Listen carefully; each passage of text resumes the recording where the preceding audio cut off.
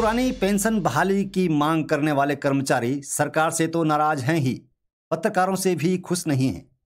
दरअसल सरकारी कर्मचारियों का 2% डीए बढ़ने पर सरकार को 35,000 करोड़ का वित्तीय भार जैसी खबरें सुर्खियां बन जाती हैं।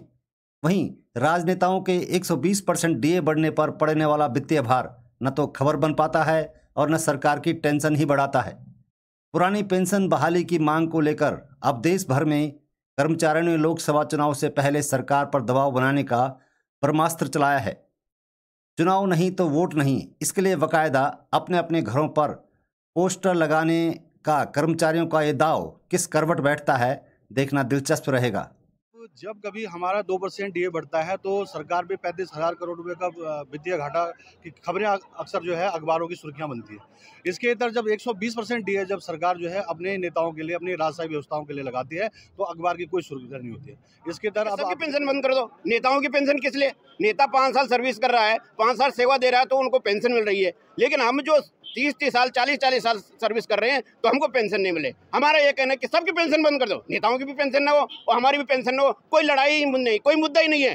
तो इस प्रकार से नेताओं की पेंशन बंद होनी चाहिए, और अगर नेताओं की पेंशन है तो कर्मचारियों की पेंशन क्यों नहीं है, ये हमारा सबसे बड़ा मुद्दा है। चाहे एमपी है, एमएलए है, एमएलसी हैं, उनको 4-4 पेंशन मिलती है। एक दिन का प्रमाण पत्र अगर उनको जीत के लिए मिलता है तो उसके बाद उनको पेंशन प्राप्त हो जाती है। और जो व्यक्ति 40 साल तक 38 साल तक नौकरी करता है, 60 साल की पूरी जीवन खपा देता है, उसको पेंशन का प्रावधान बंद कर दिया गया है। पोस्टर अभियान वोट फॉर ओपीएस एक कार्यक्रम चलाया जा रहा है, जिसका आज हम इनॉग्रेशन भी करने जा रहे हैं। इसका पोस्टर का विमोचन कर रहे हैं। इसके माध्यम से हम सरकार को बताना चाहते हैं कि अगर आप पेंशन लेते हैं तो आपको हमें भी पेंशन देनी पड़ेगी। हम वोट उसी राजनीतिक दल को देंगे जो हमारी पेंशन की बात को आगे तक पहुँचाएगा और पेंशन बहाली करेगा। हमारी वोट।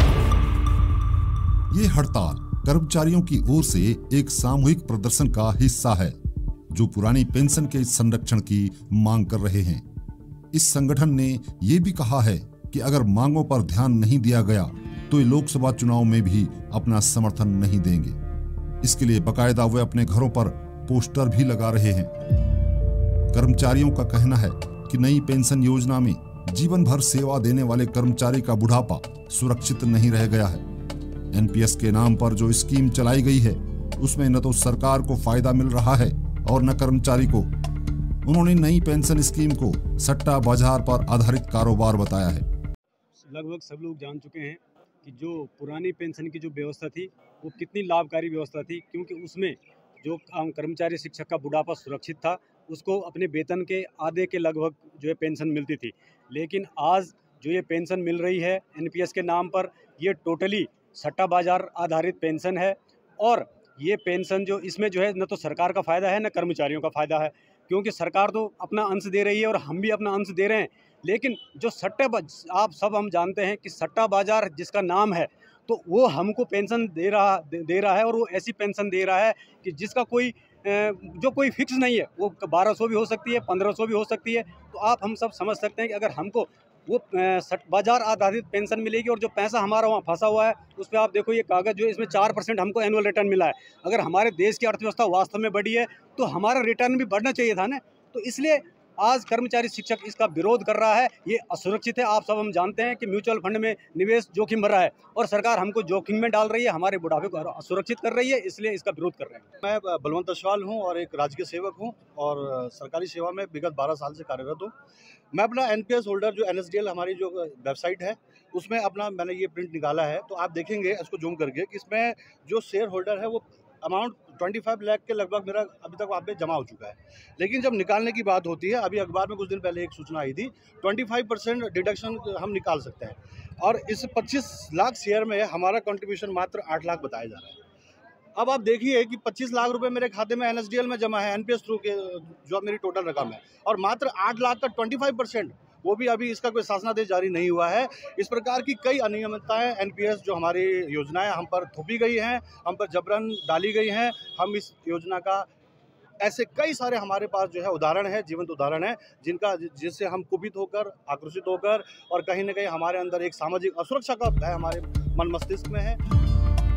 नाराज कर्मचारी बताते हैं कर्मचारियों के 2% भी डीए बढ़ता है तो सरकारी खजाने पर वित्तीय भार बढ़ने की खबर सुर्खियों में आ जाती है, जबकि 120% डीए जब सरकार अपने नेताओं के लिए बढ़ाती है तो वित्तीय भार नहीं बढ़ता और न ही खबरों की सुर्खियां। इससे पहले भी देश भर में कई स्थानों पर कर्मचारी संगठनों ने अपनी मांगें रखी हैं और वे इस मुद्दे पर सरकार से सहमति प्राप्त करने के लिए समर्थन की मांग कर रहे हैं। लोकसभा चुनाव के नजदीक आते हुए कर्मचारियों ने ये रुख बदलने का एक नया तरीका अपनाया है। पुरानी पेंशन नहीं तो वोट नहीं। कर्मचारी संगठन ने नाराजगी जताते हुए कहा है कि एक बार चुनाव जीतने का प्रमाण पत्र मिलने के साथ ही एक राजनेता पेंशन का अधिकारी हो जाता है और वो अपने जीवन काल में 4-4 पेंशन ले सकता है, तो कर्मचारी 30 साल की सेवा के बाद इससे वंचित क्यों? राजनीतिक लोग हैं, चाहे एमपी है, एमएलए हैं, एमएलसी हैं, उनको 4-4 पेंशन मिलती है। एक दिन का प्रमाण पत्र अगर उनको जीत के लिए मिलता है तो उसके बाद उनको पेंशन प्राप्त हो जाती है। और जो व्यक्ति 40 साल तक 38 साल तक नौकरी करता है, 60 साल की पूरी जीवन खपा देता है, उसको पेंशन का प्राविधान बंद कर दिया गया है। ये निश्चित तौर पर हमारी जो सामाजिक सुरक्षा का अधिकार है, जो हमारा संवैधानिक जो आर्टिकल 139 के अंतर्गत जो प्राविधान है कि सबको पेंशन देने का जो एक सेवक को प्राविधान है, उस प्राविधान के लिए ये एक हकों की लड़ाई है, बुढ़ापे के सहारे की लड़ाई है।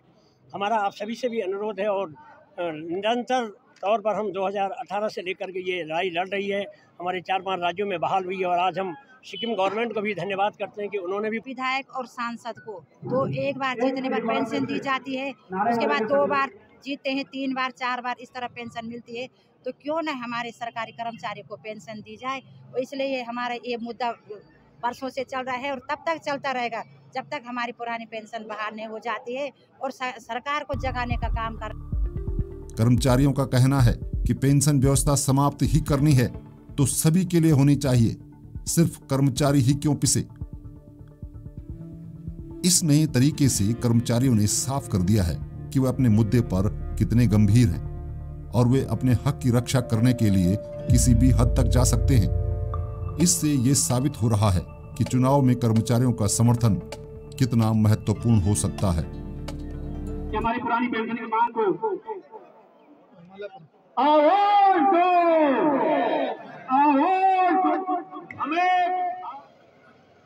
हमारे बीच में जो मीडिया के हमारे वरिष्ठ साथी हैं श्री गोरोला जी, श्री रतूड़ी जी हैं, मेरे व्यवहार पे आप सभी का भी हार्दिक स्वागत अभिनंदन करता है ये मंच।